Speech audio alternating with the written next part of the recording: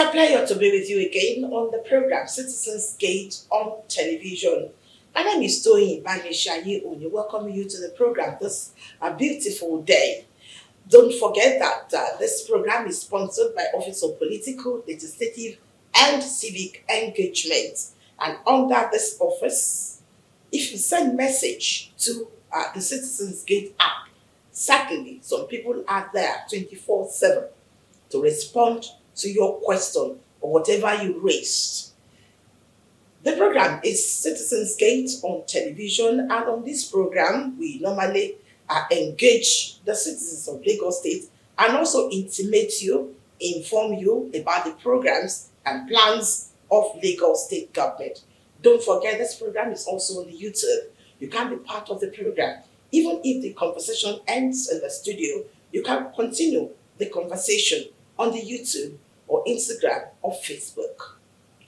Before we go on the program today, let's take this message.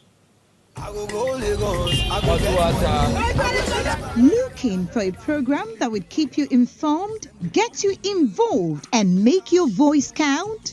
Then tune in to Citizens Gate, where we'll update you about government activities and the issues that may be affecting your community. On Citizens Gate, you also have the opportunity to communicate with government office holders and let them know how you feel and where the shoe pinches. With Citizens Gate, you are literally a stakeholder. Join us every Thursday at 2:30 p.m. on Lagos Television, and let's build a greater and smarter Lagos. Citizens Gate, a program that connects you to the government of Lagos State and needs activities, is now on television. Brought to you by Lagos State Office of Political, Legislative and Civic Engagement. Citizens Gate, a must watch.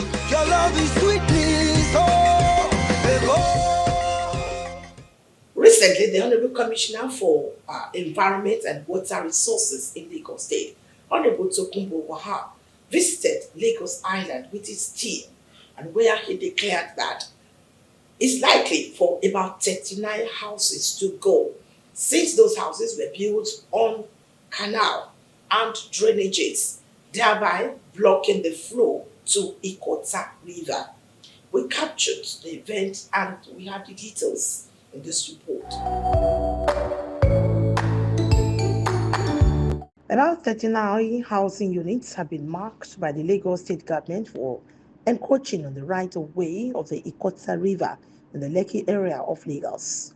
At an inspection tour to the area, the Honorable Commissioner for the Environment and Water Resources, Honorable Tokunbo Wahab, says the Lagos State government is committed to restoring and maintaining the integrity of drainage paths to facilitate proper water flow and prevent flooding. If you go upstream, you see the impact of this particular river here, so you complicated it here. That is why you have a recourse in law to whoever sold it to you. At the inspection tour, the Honorable Commissioner, Honorable Tokunbo Wahab, described the level of infractions as worrisome. Whilst we are engaging to find a win-win solution that will mitigate the negative impact on the environment and they don't affect the people so much, some developments were also going on to further push back the right-of-way and the alignment of the Ikota River. So we had a digital footprint of the situation of things, and we had to come there today. What we met on ground is not good at all, it's not palatable. About 29 buildings have been marked for violating the environmental laws of the state, and occupiers have been asked to relocate. Let us allow them move their things out. Family men and women with children that have gone to school. So whilst that is ongoing, we talk the walls and push them back. For the first stretch, we have about 18 buildings. Then after the canal, we have about 13 or thereabouts. But those ones are not full. They are the buildings behind the main buildings. That's at Oral. At West End, about 7 or 8. That's what we have on ground. But what we also seek to do is dangle enough carrots, engage them properly, because now they are selling and divesting and giving titles to innocent buyers of value. So that's why I said let those people that are innocent, that had their kids in school, so you don't get their life disrupted because you want to. The inspection team also made a stop at Mega Mount, where a stop work order was issued for the reclamation of the Ikota River. What they are doing here as a reclamation, we also need to put them in check. If you are doing your reclamation, the first thing you have to do before your reclamation is obtain your drainage clearance and your environmental impact assessment document to be sure that the extension or reclamation you are seeking to do, if you have the approval at all, have a proper drainage alignment that will discharge and not affect the whole of the ecosystem here. And we've asked them to stop. Now, beyond stopping, they've also pushed beyond the limits into the right of way for the Ikota. We've asked them to cut it off and push the sand back and then give us all the documents, stop working here. Developers were advised to refrain from encroaching on public drainage infrastructure, including collectors and channels. The state government will continue to take firm actions against those who violate the state environmental laws. You're welcome back. Don't forget, as a citizen and responsible citizen of Lagos State, you don't have to build on canal or on drainage channel. Before you build, try as much as possible to visit the Ministry of Physical Planning or also Lagos State Building Control Agency, NAPSCA, which is at Ikeja, GRA. Recently, the Honorable Commissioner for the Ministry of Agriculture, Honorable Bisola Olusoya, briefed the press on the activities of the ministry and how they've been able to help Lagosians to lift them out of poverty. We covered the press briefing for the year 2024 to 2025 achievement of the ministry. Let's turn our attention to food security. This time, the Lagos State government says the mid-level agri-produce hub in Dioro Mushin has traded food value at over 3 billion naira since its launch in December 2023. The State Commissioner for Agriculture and Food Systems, Abisola Olusoya, stated this while giving an account of activities of the ministry in the last 1 year at the 2025 ministerial press briefing held at Alausa, Ikeja. The food security in Lagos is one that the state government is passionate about and hopes to achieve with various initiatives, including the Eco Rice being produced at the Lagos Rice Mill in Imota in the Ikorodu area of the state. Onje Eco Food Discount Market, Lagos Agripreneurship Program, among other projects being supervised by the State Ministry of Agriculture and Food Systems. The State Commissioner for Agriculture and Food Systems, Abisola Olusoya, top government officials, heads of departments, attended the 2025 ministerial press briefing at Alausa Ikeja to deliver the ministry's transformative journey in the past 6 years under the visionary leadership of Governor Babajide Sanwo-Olu Kadri Hamzat's administration, highlighting the steps taken by the government to achieve sustainable food systems in Lagos State. For the LACE project, it is a project designed to produce over 50 million fingerlings, 2,000 tons of table-sized fish, 20,000 tons of processed fish, and 24,000 tons of aquafeed annually.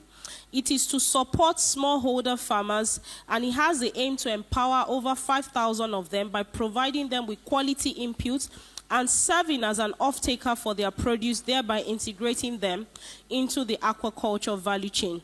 It would also generate employment, and it is expected to create approximately 1,000 indirect jobs during its construction phase and over 500 direct jobs upon completion, contributing significantly to local employment.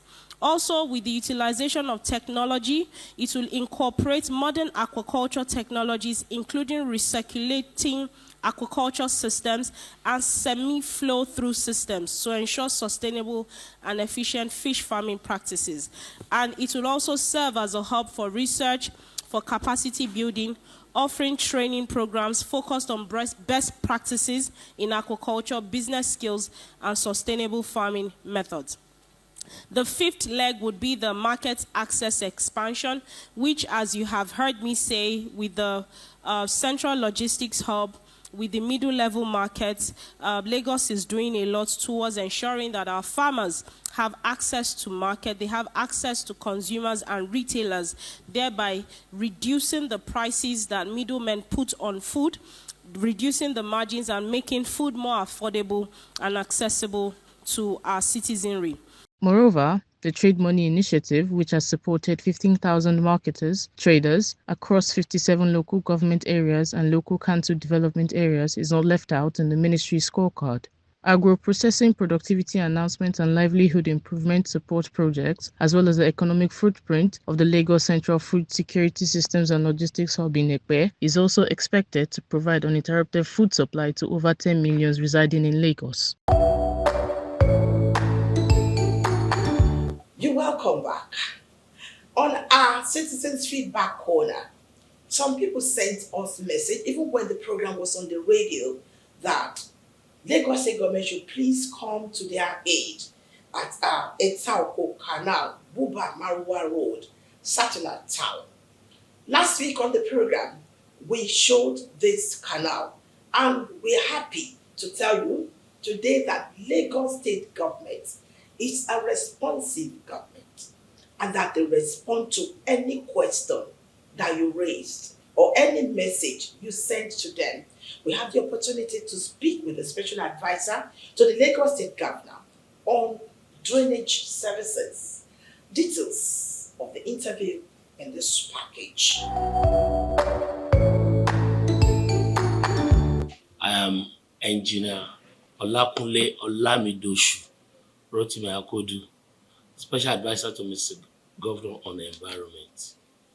Thank you. I want to know that this office is in charge of environment and also drainage services in Lagos State. Okay. We have a feedback on Etaoko, Buba Marua Road, along Satellite Town. So, and these people really want to know when will be their turn. That is when this office will come and clear their drainage for them. Okay. Thank you once again. We're starting with the responsibility to take care of all the drainages in Lagos State. That's part of our mandate, and it's quite chunky. It's quite big, so we don't go around, every year covering.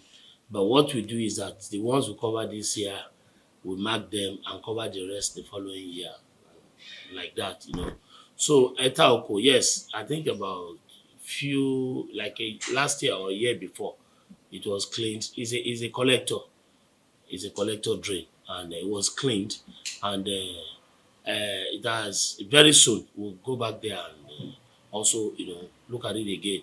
Others who are calling for attention, and I can assure them very soon. I see that it has some overgrown weed in its vegetation, and it has silted. We need to desilt the drain. So we are following. We have not lost our radar on it, and we can assure the residents of that area that we love them.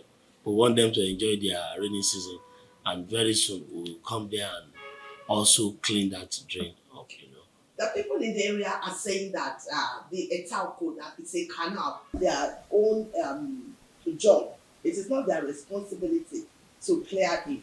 So we need a clearance. Is it a canal or probably a collector or I know in the environment we have 3 times yes. when it comes to the drainage channel. Yes. So can you just explain to the public, since you you're in charge, and some of us are just laymen. We call everything canal, we call everything drainage, and so maybe in a nutshell, can just explain to the residents of this area, and most especially Lagosians. Okay.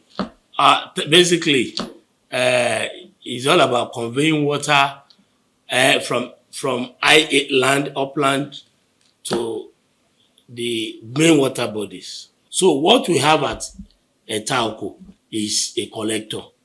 The government of Babajide Olusola Sanwo-Olu is doing its own best to see that we get us ready for the rains. So our appeal now to make the job easy is to the residents to please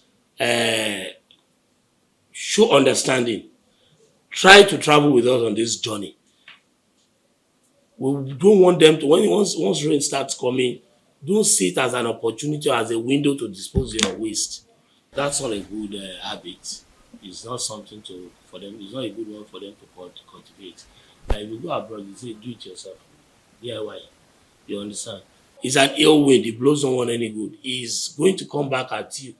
It's going to lead to flooding. It's going to aid flooding. It's going to aid health issues that can become airborne, that can become pandemic, and you and I will not be safe. Ensure you don't throw waste into the flood water or into your drainages or the gutters, and thinking that it's taking it away. It's taking it to nowhere, but back to us as a people. The main reason why this program is on television and radio is also to engage Lagosians. And while engaging Lagosians, try as much as possible to also communicate back to government. And like I normally say, the way you treat your environment, that is the way your environment will treat you back. Try as much as possible to keep your environment clean so that the environment will not portend danger to you or the people in your community.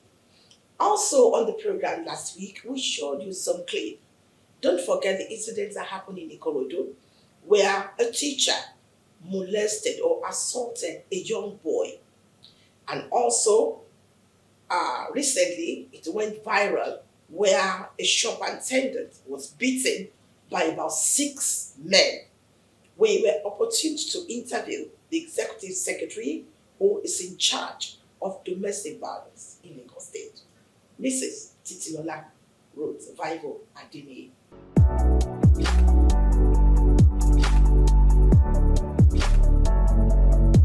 My name is Titilola Varivadini. I serve as Executive Secretary of the Lagos State Domestic and Sexual Violence Agency. Okay. On our social media, we saw a teacher in Ikorodu abusing a little child. I just want to know what you have done so far. We all know that the woman was arrested, and we know that the case is properly handled. We just want an update on this. Prosecution is ongoing, as you rightly said. We also intimated the Office of the Directorate of Public Prosecutions under the Lagos State Ministry of Justice, because we believe that because it gathered so much public interest, there's a need to see it through to a logical conclusion. But this particular case is it just brings to the fore and it highlights one of the positives of social media. Because as a result of social media, all of us got to know about the case. As a result of social media, a private organization actually reached out to the Ministry of Youth and Social Development to support the child. I'm aware that the child is now under a scholarship. I'm also aware that the parents or the family have been able to access accommodation as a result of what happened. So it truly speaks to the fact that we are good people. Nigerians are great people. And if a situation happens, there's an opportunity for us to rally around that person that has been abused, that feels oppressed. And aside from prosecution, the welfare, addressing the needs of the survivor, i.e. the child in this case, are being taken care of as well. Another thing that went viral is the issue of this lady, I think a store attendant, that was beaten mercilessly. I want to know whether your office handled this case also, and what is an update on that before we go to other things that this office that you do. That particular case was a case of assault. It was not a gender-based violence case. It was, I believe, the boss that alleged that the lady had stolen. I'm not sure of the details, but whatever the case, she was allegedly beaten up in her place of employment. And it went viral. I think one of the people that were beating the lady recorded it and thought it wise to push it out on social media. I'm aware that the Honorable Commissioner for Youth and Social Development visited But I also know that because a lot of people were referring it to us, we worked with the police, who then confirmed that indeed the suspects had been arrested and they've been charged to court. But we were not directly involved because we stick to our statutory mandate. Our mandate is sexual and gender-based violence, domestic and sexual violence. We are going to all the local government areas and the LCDs because we know that one of the ways to reduce this prevalence is to heighten awareness. When people know, people are more informed, they see themselves as mandated reporters, they see themselves as watchdogs, and in the unfortunate instance that it occurs, they know who to call, they know where to go to, so that we break the culture of silence which encourages the perpetration of gender-based violence. Are you getting feedback? Are you getting messages from negotiators? Yes, we are. This is one government. Yes, there are different ministries, but it's ultimately one government, and we are working towards a common goal. And the Office of Civic Engagement is an office that we work very closely with.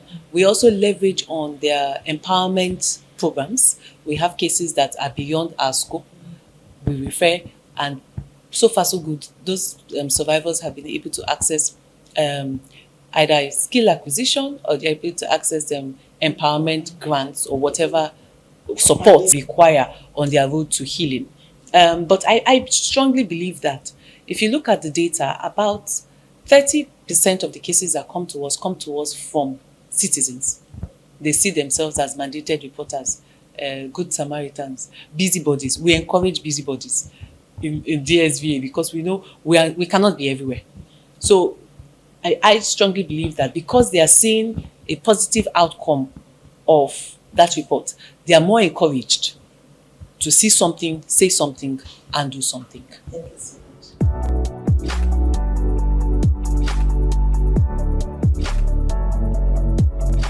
Don't forget that this program, you can send SMS to us on the program.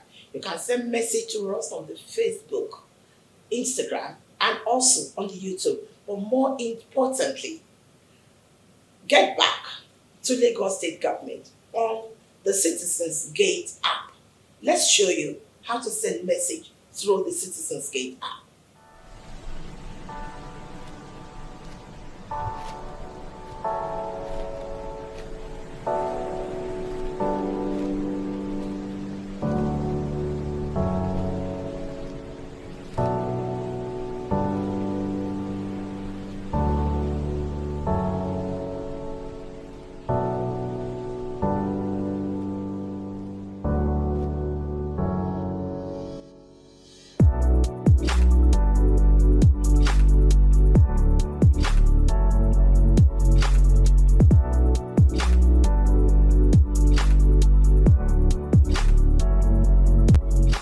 From our message from the information corner, we say thank you sincerely for being part of the program this beautiful day.